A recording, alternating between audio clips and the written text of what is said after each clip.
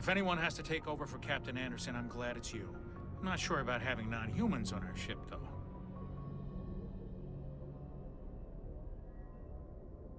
We're all on the same team here, Presley.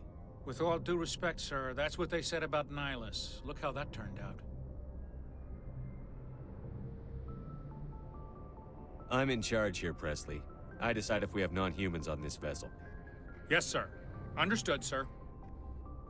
Carry on, Presley. Yes, sir. Yes, Commander? Is there something you need? How well do you know the Lieutenant? I'd never worked with him before this mission. But he has an impressive service record. Over a dozen special commendations. Tends to keep to himself, though. Maybe because of the headaches. It's not easy being an L2. What does that have to do with it? Well, most biotics now use the L3 implants. Lieutenant Alenko was wired with the old L2 configuration. Sometimes there are complications. What kind of complications? Severe mental disabilities, insanity, crippling physical pain. There's a long list of horrific side effects. Kaiden's lucky. He just gets migraines. I should go. Goodbye, Commander. Thanks for bringing me on board, Commander. I knew working with the Spectre would be better than life at C-Sec. Have you worked with a Spectre before? Well, no, but I know what they're like. Spectres make their own rules. You're free to handle things your way. At C-Sec, you're buried by rules. The damn bureaucrats are always on your back. Being a Spectre does have its advantages. Exactly my point. If I'm trying to take down a suspect, it shouldn't matter how I do it, as long as I do it. But C-Sec wants it done their way. Protocol and procedure come first. That's why I left. So you just quit because you didn't like the way they do things? There's more to it than that. It didn't start out bad, but as I rose in ranks, I got saddled with more and more red tape. C-Sec's handling of Saren was typical. I just couldn't take it anymore. I hate leaving. You did the right thing. Life's too short to sit around waiting for things to happen. Yeah, you're probably right. Either way, I plan to make the most of this. And without C-Sec headquarters looking over my shoulder, well, maybe I can get the job done my way for a change. As long as you do your job well, you're free to go about your business as you see fit. Thank you, Commander. Nice ship you've got, Shepard. What can I do for you? What's your story, Rex? There's no story. Go ask the Quarian if you want stories. You Krogan live for centuries. Don't tell me you haven't had a few interesting adventures. Well, there was this one time the Turians almost wiped out our entire race. That was fun. They tried the same with us, but we fought them off.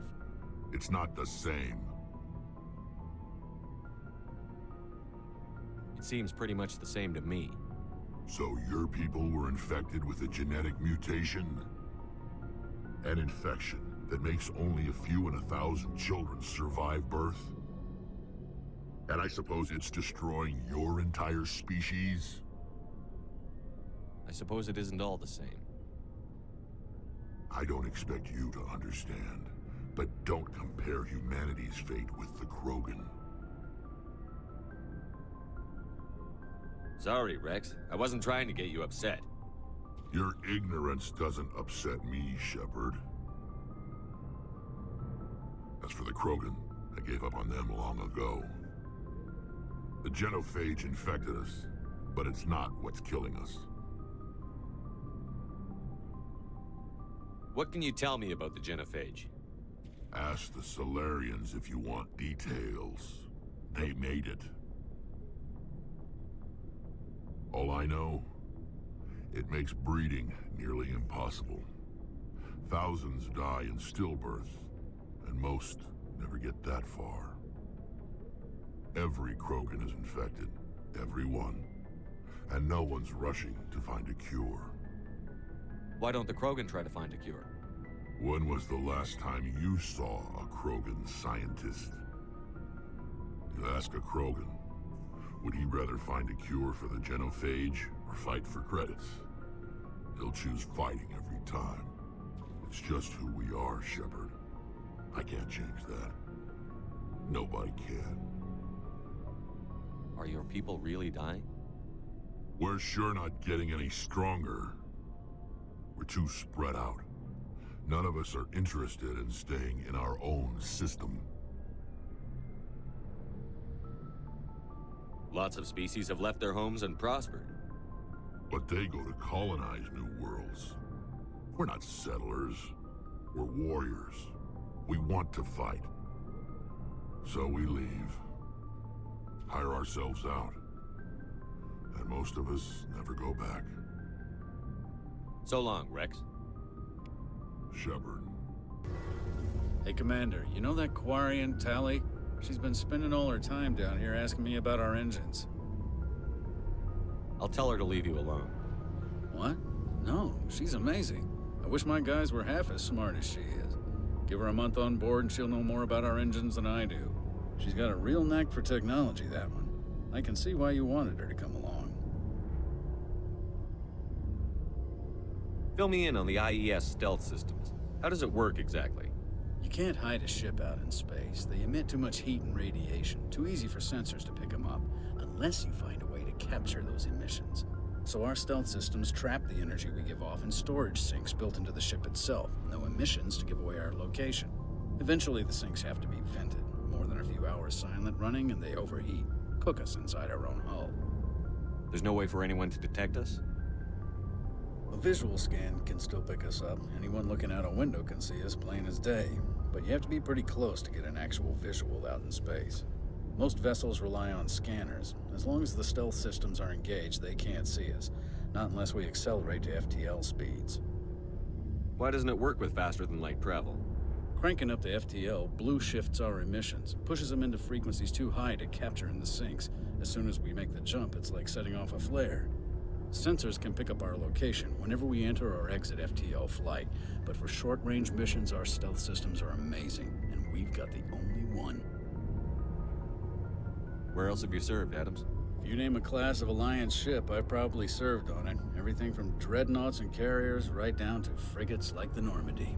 My last assignment was on the Tokyo, only a cruiser, but she was a good ship. Couldn't hold a candle to the Normandy, though. I want to know more about the Normandy. She's the best ship I've ever served on, probably the fastest vessel ever designed. And she's the only one using the new Tantalus drive core. What's so special about the Tantalus drive core? Proportionally, it's about twice the size of any other vessel. Not only are we faster, but we can run at FTL speeds longer before we have to discharge the core. Carry on, Adams. Aye, aye, Commander. Your ship's amazing, Shepard. I've never seen a drive core like this before. I can't believe you were able to fit it into a ship this small. I'm starting to understand why you humans have been so successful. I had no idea Alliance vessels were so advanced. The Normandy's a prototype. Cutting-edge technology. A month ago, I was patching a makeshift fuel line into a converted tug ship in the flotilla. Now, I'm sitting on board one of the most advanced vessels in Citadel space. I have to thank you again for bringing me along. Traveling on a vessel like this is a dream come true for me. I had no idea you found ship technology so interesting. It comes with being a Quarian. The migrant fleet is the key to the survival of my people. Ships are our most valuable resource. But we don't have anything like this. We make do with cast-offs and second-hand equipment. We just try to keep them running for as long as we can. Some of the fleet's larger vessels date all the way back to our original flight from the Geth. I can't believe your fleet's still using ships that are 3 centuries old. They're constantly being repaired, modified, and refitted. They aren't pretty, but they work. Mostly. We've tried to make ourselves as independent as possible on the flotilla, grow our own food, mine and process our own fuel. But some things we just can't make on our own. A patch to maintain the hull integrity requires raw materials we just don't have. That's why our pilgrimages are so important. Tell me about your people. Our lives aren't easy. Resources are scarce, and we are constantly on the move. Everything we do must in some way contribute to the continuation of the migrant fleet. There are 17 million Quarians in the flotilla, and each of us relies on the others for survival. The bonds among my people are strong. Unfortunately, we have had to surrender many of the freedoms and civil liberties other species take for granted. What kind of freedoms? Well, it's illegal for parents to have more than one child. If our population grows too much, it would strain our resources to their breaking point. Of course, we also can't allow our numbers to become too few. If our population is in decline, the rule against single births is temporarily repealed. In extreme cases of population decline, incentives are even offered to encourage multiple births, though the Conclave hasn't had to take such measures in nearly a century. That's your government. I want to know more about the Geth. I doubt I can tell you anything you don't already know. It's been almost 3 centuries since they drove my people into exile. All I know is the story of their origins, what they were when we created them, and how they turned on us. Interesting. The Geth were originally created to serve as an automated manual labor force. Initially, their intelligence was as limited as any VI. Over time, we made small modifications to their programming to allow them to perform more varied and complex tasks, bringing them closer and closer to true AI status. How come the Council didn't step in and stop you? This wasn't true AI research. We may have been skirting the bounds of the law, but we never did anything that was actually illegal.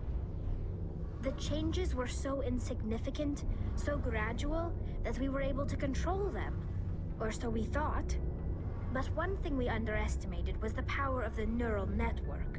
1 million Geth thinking simultaneously created an inherently unstable matrix. So, the Geth share brain power? Many of the Geth's logic systems were designed to work in concert with other nearby Geth. Basically, the more of them you have in a group, the smarter they are. So there's some sort of group consciousness? No, nothing like that. They cannot share sensory data or information. Their programming cannot handle that much simultaneous input. Each Geth maintains an individual awareness and identity. The neural network only operates on a process-based level. It's basically the synthetic equivalent of a subconscious. But when they're in close proximity, they can coordinate low-level functional processes, freeing up more capacity for original or independent thought. That doesn't make any sense.